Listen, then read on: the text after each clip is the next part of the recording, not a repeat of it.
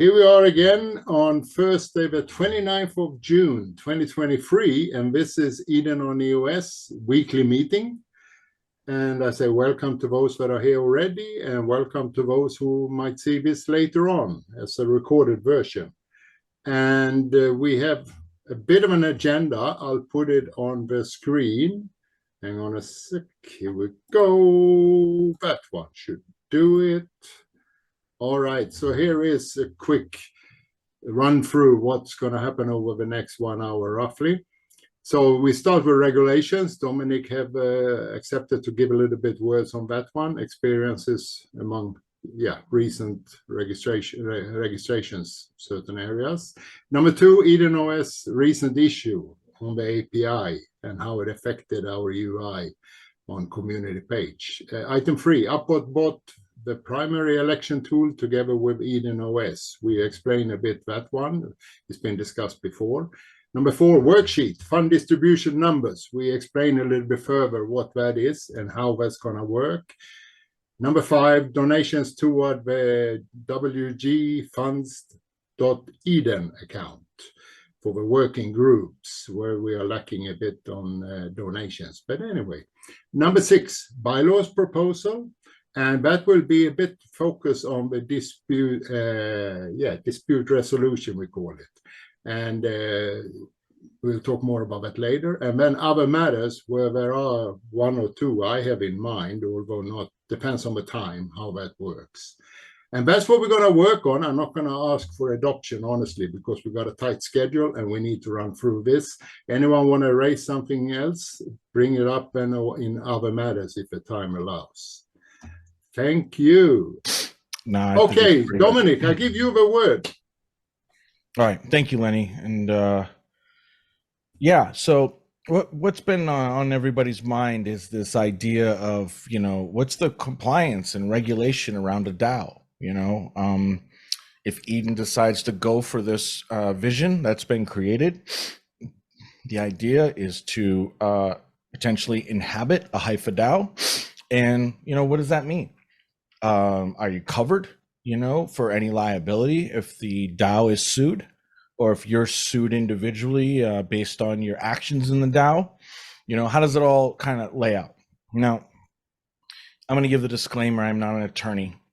I've studied a lot of compliance over the last 6-7 years. I tend to follow this stuff. And I've looked into the Wyoming DAO pretty extensively. So I feel confident saying that what I'm going to present here is at least, reasonably accurate, but there are always going to be edge cases and all that kind of crap. The bottom line with DAOs, first off, no matter where it is you have to have a corporate shell, period. The DAO does not protect you in the least from anything. It is just a structure as far as the law is concerned, and like an operating agreement between partners. So most countries, and definitely the US, if you're in a DAO, that's considered a partnership. And so the base corporate shell of most countries, like whatever's the minimum, like in the US, we kind of have two things. If you're solo, it's considered a, why am I messing this up? Sole proprietor. Sole proprietor. Thank you. Right. And then if you're with at least one other person, it's a partnership. Right. And then you can form an LLC or C Corp and all these other things if you want, and they do different things. But those are like the defaults. So you're out there selling your wares as an individual, you're a sole proprietor, and you're going to be taxed and dealt with accordingly.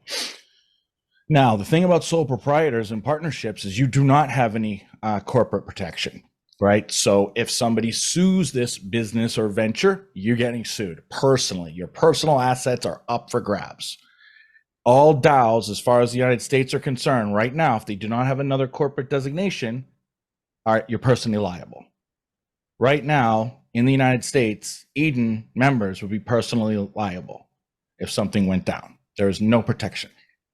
Now, if you live in different jurisdictions and all that crap, and you probably find your way out of stuff because it's a really strange organization that's kind of loosely held together by elections. We could all kind of claim that, it's just a, social club, right, or something. But it does distribute funds. And that's where it would get a little bit sticky, especially if you've participated in an election. That means that you are part and parcel to distributing funds, because that's what happens in an Eden election. If you receive funds from an Eden election, you should be claiming that on your taxes as income, right? Unless it's under $600 in the United States. So all that stuff's that. So what can we do? We can form DAO LLCs now.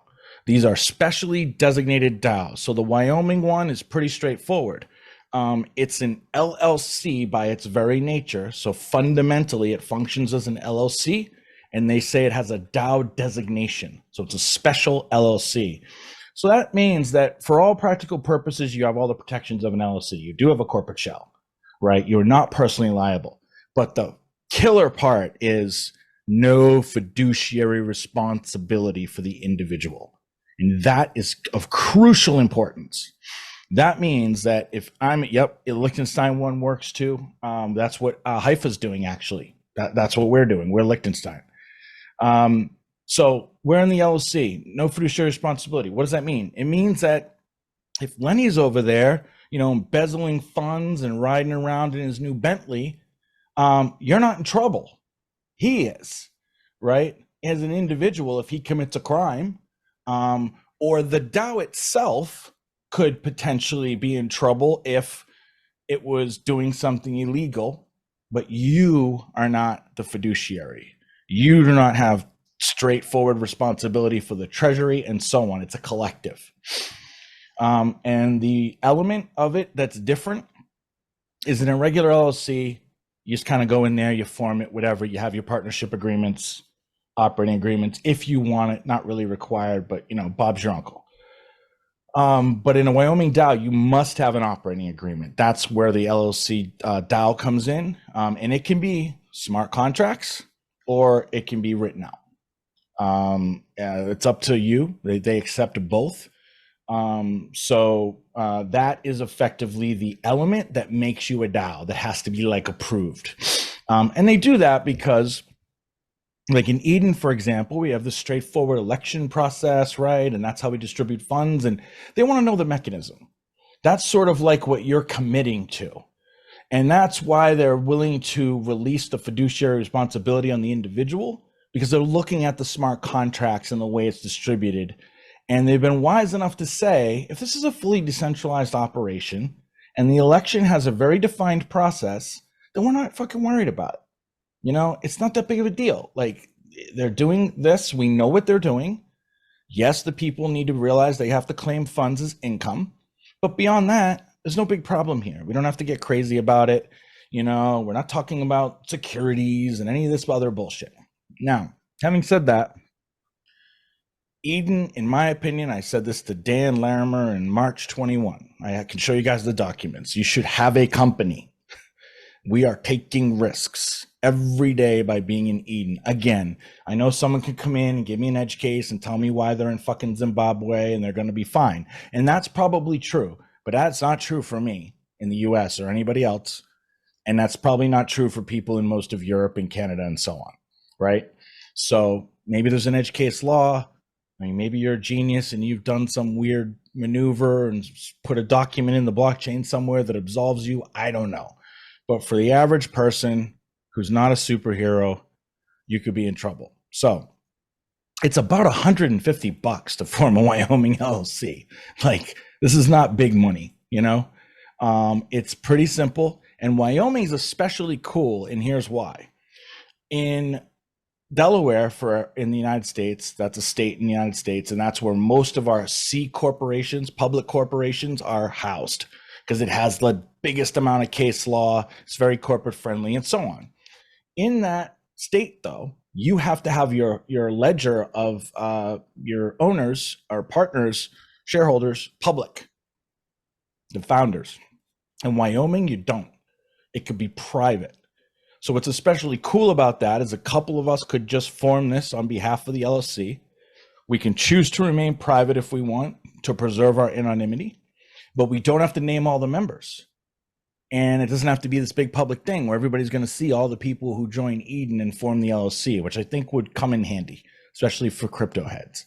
So that's another reason why Wyoming's pretty friendly.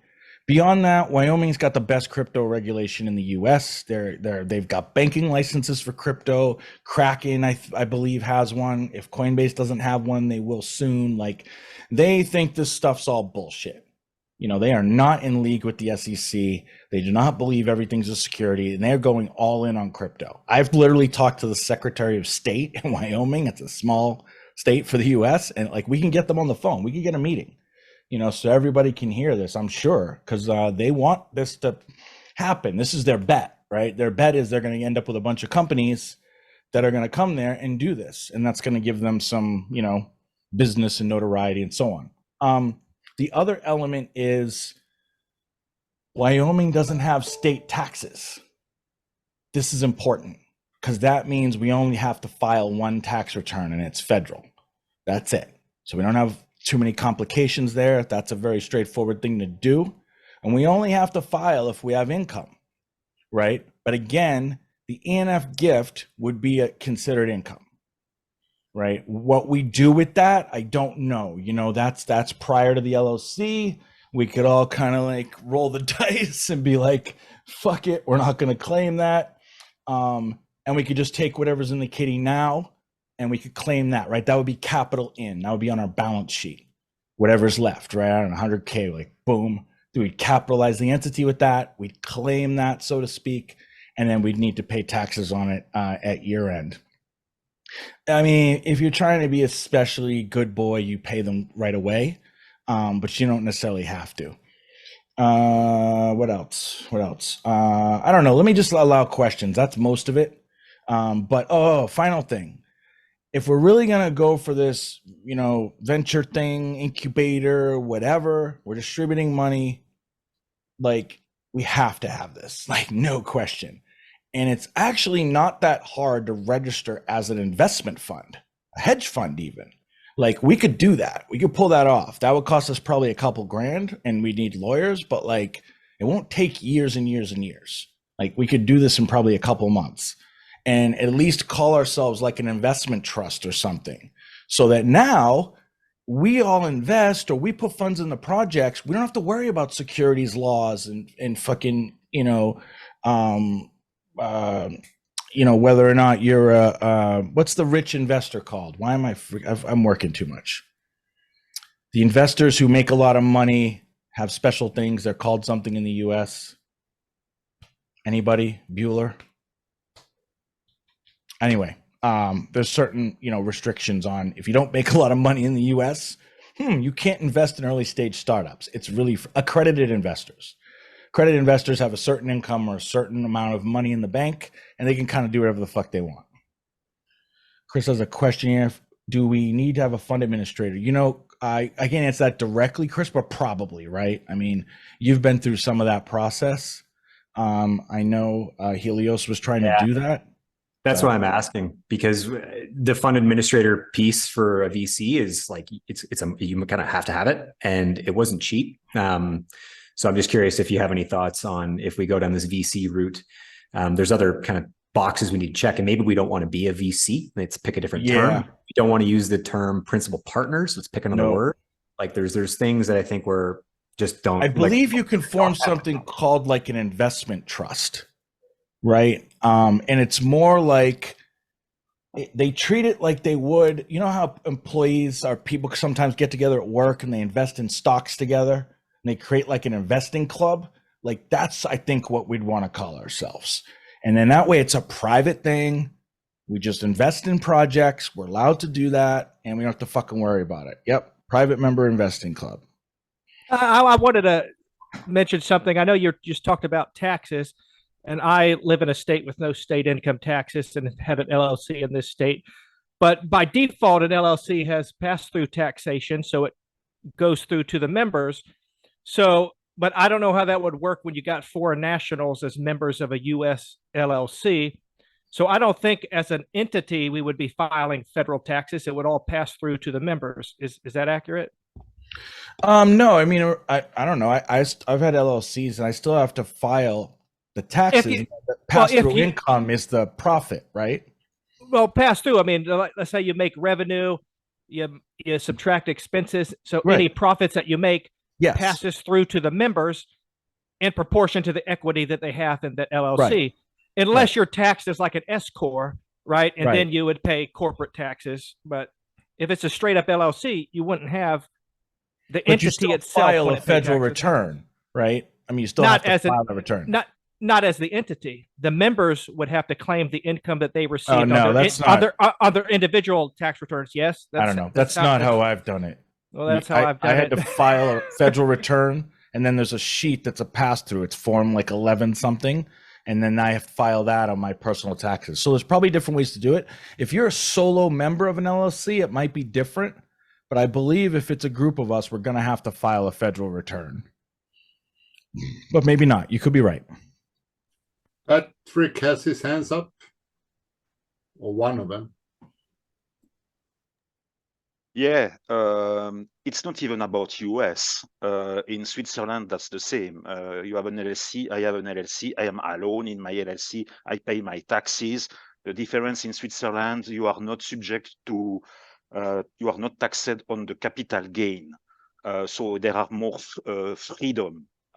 That's good to be in Switzerland on this side. Yeah, that could be good for us. Maybe we want to consider that, guys. I mean, because you can do some interesting things. Like sometimes you can do something like form in Switzerland as our primary.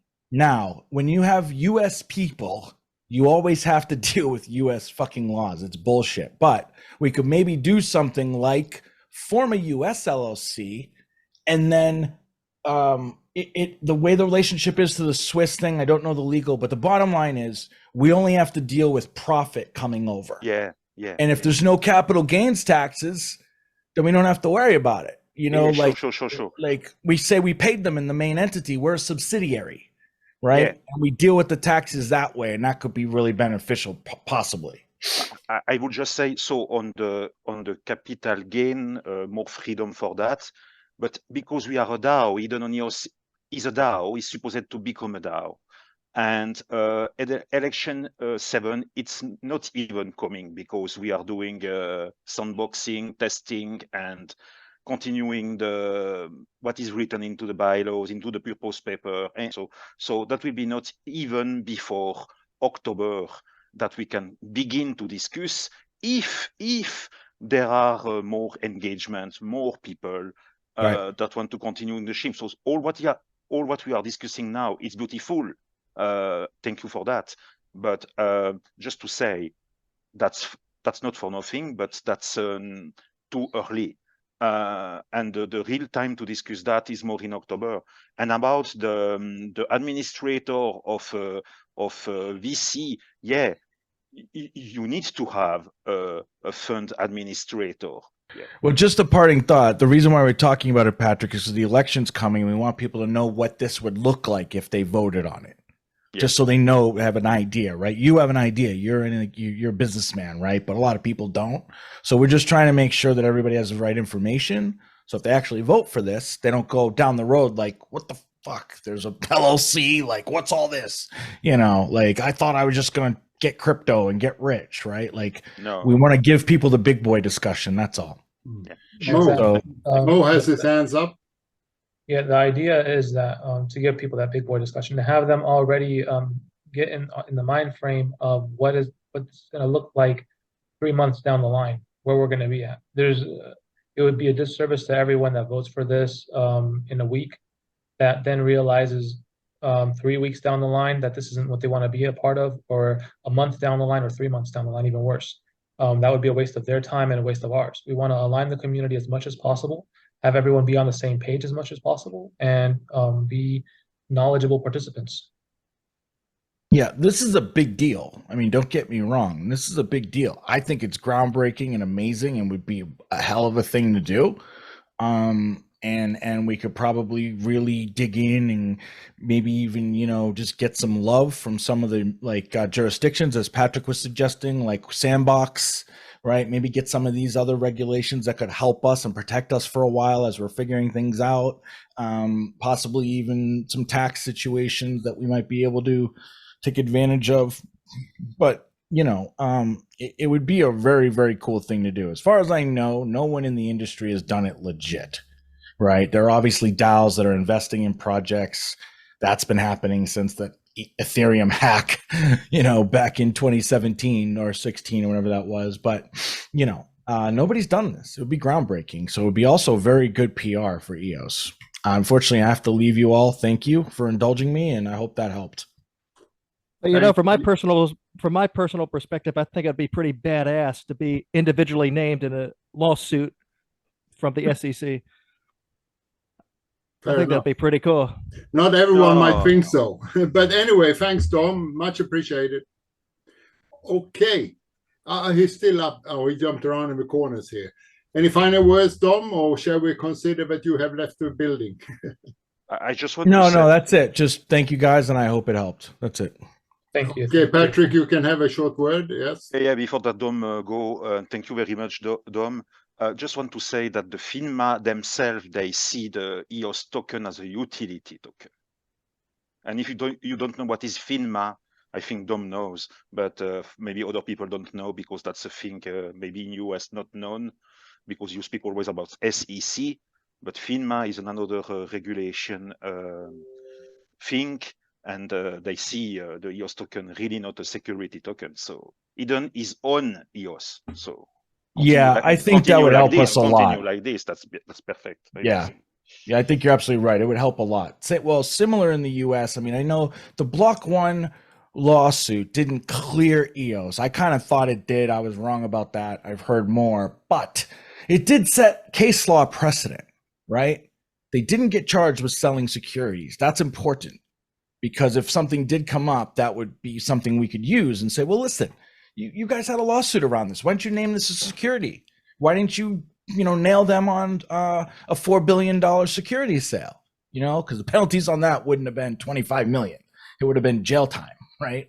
And fraud and all kinds of crap. So anyway, I think EOS is an actual utility token as well, because it's access to a cloud computer, period. Right? I mean, it really is. Just because it gets used as a currency or anything else does not matter. I can use fucking, banana peels as a currency if I want, if other people will take them and accept them for goods and services. So EOS puts us in good shape. I really believe that. Yeah. Thank you, Dominic. And to give you a chance to glide away, he did already. Good one. Efficient. Okay. We have another hour 10 left and much to go through, and regulations is of course something that will come up again and more discussed and similarly, but we wanted to have this word, and there will definitely be more words on it in near future, maybe next week already or earlier. I want to move into item 2, EdenOS recent issue API. As most of you would be aware, our community page in EdenOS, our member portal, did not function for a couple of days. And it was understood after a while, it used to be free access to the API that fed the pictures and similarly, probably more things, but I'm not a dev myself, so I'm not going to go into details. So what happened then, we had a discussion with, we researched a bit, we had discussion with Edenia. And in short, Edenia fixed it so that we still got it up. Yesterday, I think it was, we got it up. But then you could not access and see the NFTs that each one held and similar. But what we have done, there's been some quotes. Some of us CDs have even asked for some quotes, and then Edenia asked for some quotes.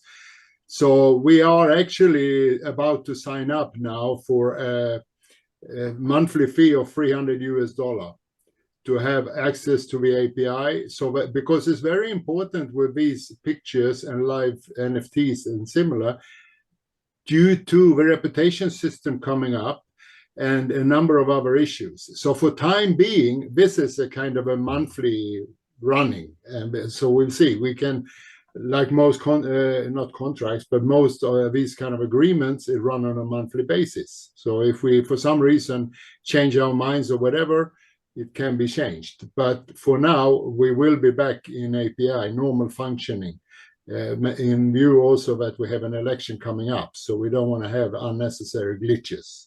The election is only some 8-9 days ahead or whatever it is. Haven't had time to do the counting. Any questions on that one? It's never good to be too much linked with someone. And by the way, that's make fast 4,000 per year. So May I say that the supplier of the API is another BP, American-based. yeah, okay, So, okay. Yeah, But so it's not Edenia themselves. Edenia have a number of contracts, Pinata, IPFS, and similar. So they have a lot of fees included in our monthly payments. okay. But anyway, so that should be up and restored, hopefully in a day or something fully. Mo, you want to add something? Yeah, I just wanted to say that Patrick is right in that something to keep into consideration. How much we want to rely on one specific company to continue being at least our outlet or our let's just say outlet to the world. I mean, if we had different people, different companies in the ecosystem that were willing, or by ecosystem I mean EdenOS, that were willing to provide these services of contracting other services, that in itself would be something valuable. Thank you. If nothing further, I go on to item 3, which reads UpVote bot the primary election tool together with EdenOS, our member portal. And that's been discussed in a number of meetings, and it was as I read it, agreed that, okay, let's go for the bot. That will be the primary tool, because there's been a number of issues, not so much technically with Zoom, but getting the proper people into the proper Zoom, and you get strangers coming in, and then they kick out again, and a lot of circus been going on. And as some of you know, I've been vetting a lot of these videos, almost every single one, and there's a lot of those issues. So that's a move we are doing, and Mo, you might want to add it up. I mean, it comes certain conditions. We got to really inform it, and I can just mention that new legend that many of you know, he has this election guide, and we just had a meeting, him, Luca, and me and Mo today, going through now to sort of say update also that election guide so that it reflects the bot. So that they are working on that. So hopefully early next week we should be able to push that out as an easy guide to read up on. Those of us that have been in the Telegram upvote bot already know that it's a very smooth. They take you by hand more or less and lead you forward. It's very smooth working. But for people who have not been in the most recent elections, it might be a bit scary. So it's good if I can read it up, if I focus on doing a good job. Mo, want to add something? No, you covered it all pretty well. Sheet, fund distribution numbers. As you were possibly aware, we commissioned an RFP early on in our term, and we've had 2 people working on that, and it's basically fund representation, the fund distribution from term 1 up to today. There are a lot of things that we can highlight, what we've been achieved with these, etc., etc. But it takes a little bit of an effort also from delegates to make sure that the details noted are correct and so. And I'll pass it on to Mo a bit further to elaborate on that one. Mo. Generally, this is something we've been pushing from the start, the onset of this term. We wanted to put together a complete, or at least completed as much as possible, a document that looks back at the last 2 years and assesses all of the value and the contributions that the members of this organization who have received funding have returned and have created. So we've commissioned this work out to other members who have taken it upon themselves to continue on and put together the spreadsheet. We've put out the document so that the chief delegates and the delegates of the past terms can look it over, and if they see that there are any missing pieces of information they would like to add, that they would like to see reflected once there's the published document that's going to be this actual summary for everyone else within the community and outside of it, then they're free to do so. And it closes up Friday at 2300 hours UTC.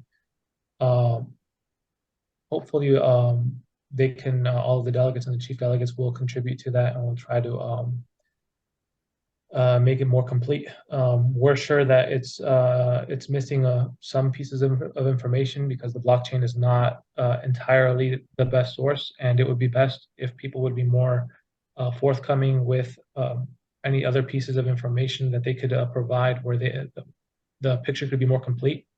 There's people who haven't claimed their funding or who have used funding from other sources while not having claimed. There's a different cases anyway. Yeah, so this is the data that we're pulling from. Hopefully moving forward, this is a living document as well. So the next set of chief delegates and circles that will be forming in the next term will take it upon themselves to continue keeping this document. Chris, you had a question. Yeah, I just wanted to say about the fund distributions. I don't know if this has been considered before, or if it has, or maybe it's too complicated to code into the smart contract or whatever, but going over the purpose paper, for example, like when the delegates receive funds, it's going to be required, if this takes effect, that a certain percentage goes to like the working group or the fractal process or whatever. Or is there a way that the funds are allocated to the delegates in the UI, but then let's say the delegates are going to take a percentage of the funds for themselves for whatever purposes, for their time, for participation, or their own project, but some of those funds are going to go to other people. Is there a way to, through the UI, instead of withdrawing those funds directly to their own personal wallet or personal EOS account, to just send them directly from the UI to their intended recipient? That way it's not passing through their individual account, therefore triggering a taxable event for people like Americans like myself, if that makes sense. So anything that we can, if we don't have to pass funds through our individual accounts to... I myself set up actually a separate brand new account for my fund distribution coming in and giving it out, because it's getting messed up with all the other private transactions and whatever, because you didn't think about that beforehand, but now it's impossible for me or anyone else to easily find where did the money go, so to say, or did I receive something? And that's not fair to the delegates. It's not fair to the people who might want to take a look at it. We are transparency. That's what's supposed to be. And what happens is, from EdenOS straight off, if I claim to my new account, as you're suggesting, paying to someone else, it still passes through as a transaction in my account, getting over to that account. And that causes a bit of an issue if that's been happening a lot in this sheet in particularly. Because sometimes it's hard to interpret what the blockchain is telling if there's not a good memo or something really relating through the whole thing. So it's a difficult one, but it's definitely something that we've been talking about. But concrete, we have not discussed code changes or anything at this stage. But definitely, it needs to improve somehow in future. Well, I just wanted to say, if possible, to limit the amount of funds that hit a delegate's personal EOS account to a minimum, like only the funds that they're personally going to use, I think would be the best scenario. If they can direct those funds straight from the UI directly to the individual recipient without hitting their account, I think would be the best setup. Okay, Patrick.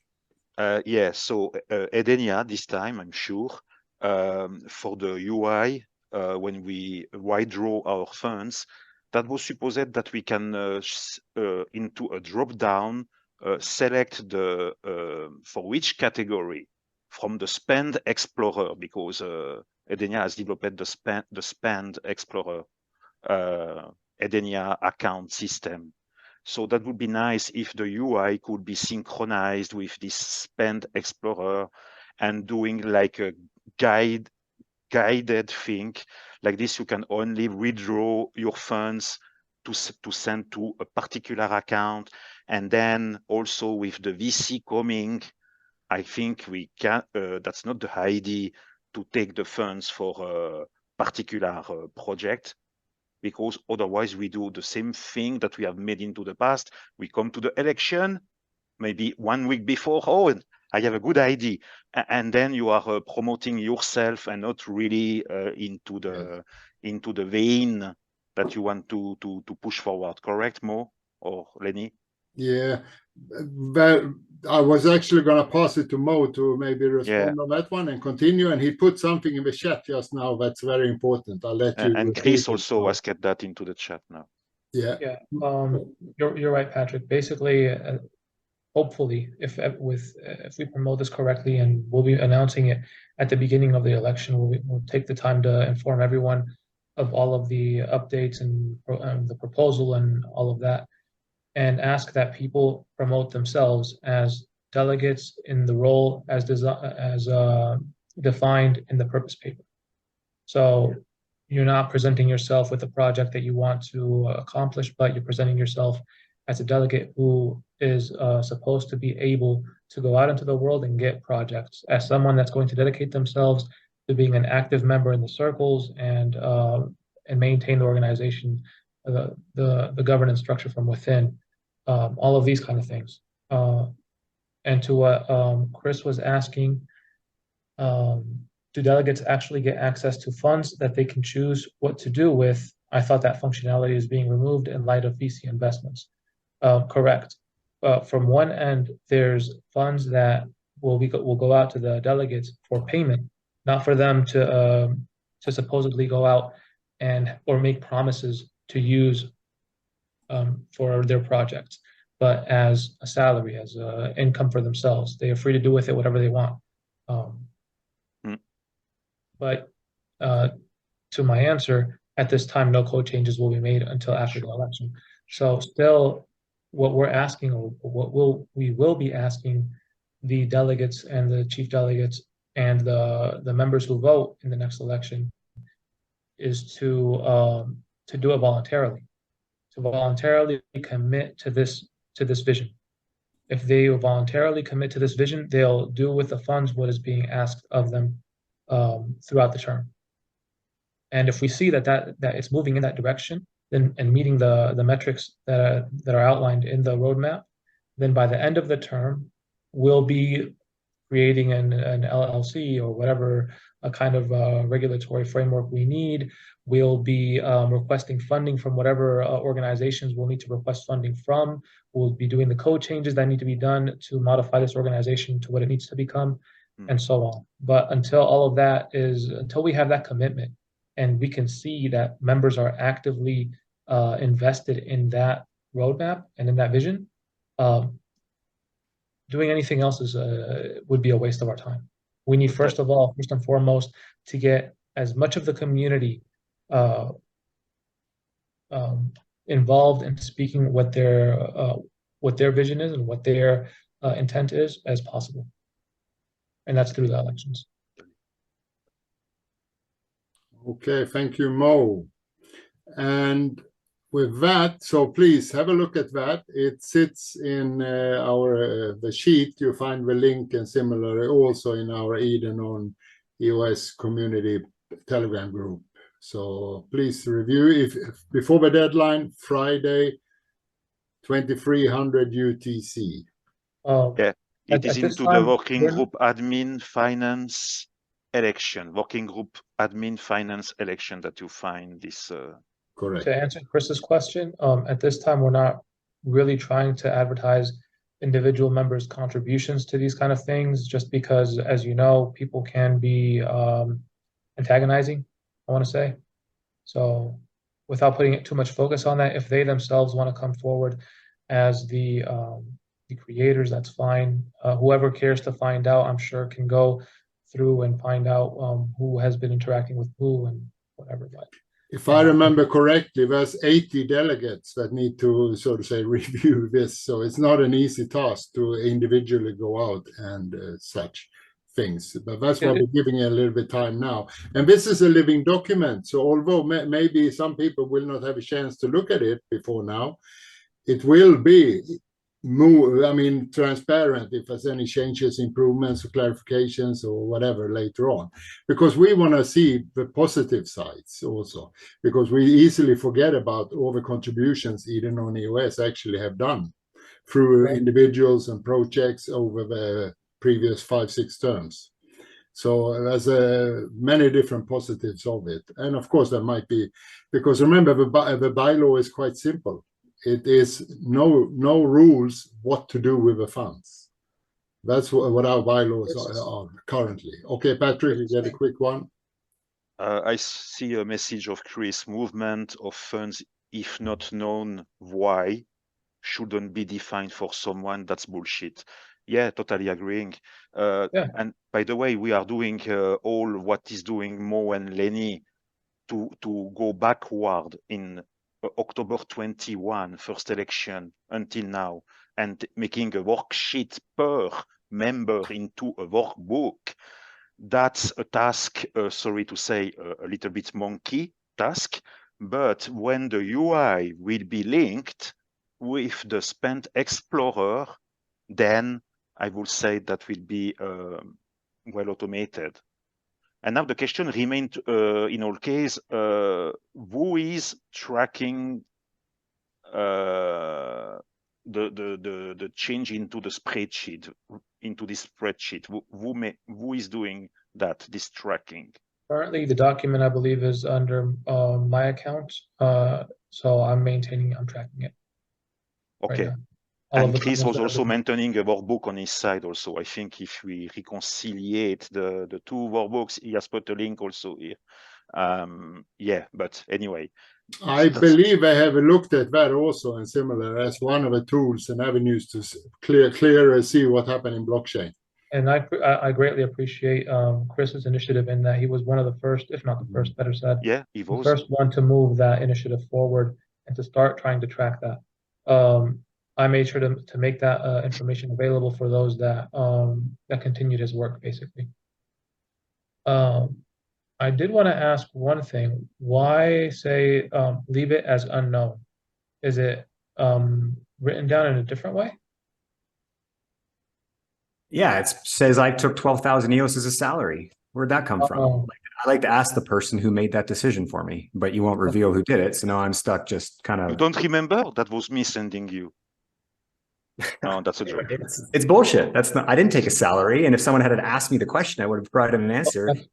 The other part was that this is a living document. This is meant to be edited. It was published at this point in time so that people would contribute to that and look through it and see what exactly they're put down for and make the effort to edit that, and if they care, to edit that and have that be written down as what it actually was. The other part of it is that, yeah, it's supposed to keep getting updated. So hopefully, even past when it's published, when the cutoff date is, the next set or the next term, or whenever people decide to look through that document, or even after everything is published, and they see, hey, everyone's seeing that I was put down as having done something with my funds that I didn't do. They can go back at any point in time and edit that if they think that they care enough that this is valuable to them. And generally, what I've been working on is a simplified version of the dispute resolutions to maybe help everyone read through those. That'll be in simpler English and shorter sentences that are more concise. We have CAC who's been working on the pictures, flowcharts, where you can also see how all of these documents are put in a visual form that is also more concise. So yeah, we're hoping to make it easier to digest for the community and to understand coming into the election. If we have an AMA after now these things have been presented and distributed and similar, then my thinking, and our thinking was that we might probably use the time. We have actually two, one after the other, working group on Wednesday. So we might actually work.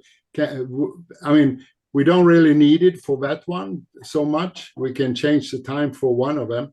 The comms and media is the one that's more kind of value next week for promoting the election and making sure people register.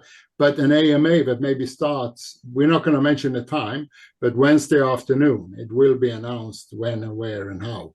Mo, just some added words from you there. I'm speaking out of my mind without us discussing. No, you're fine.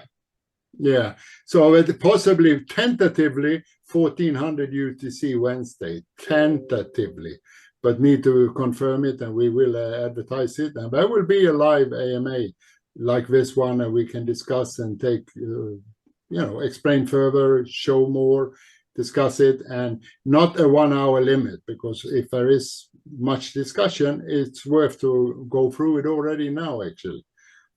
Any comments on that? I just want to say, at the time of this recording now, there is a tweet that I have made, as I said, into the comments media, to make marketing a little bit of the bylaws. I have put in ChatGPT. I receive a nice summary. I reviewed the summary. I loved the summary. Then I uploaded to Pictory.ai, an AI tool that generated the video with a nice background music, with a nice AI voice. James, shout out to James, an AI guy, very good voice. And the video is digestible, and there is a tweet.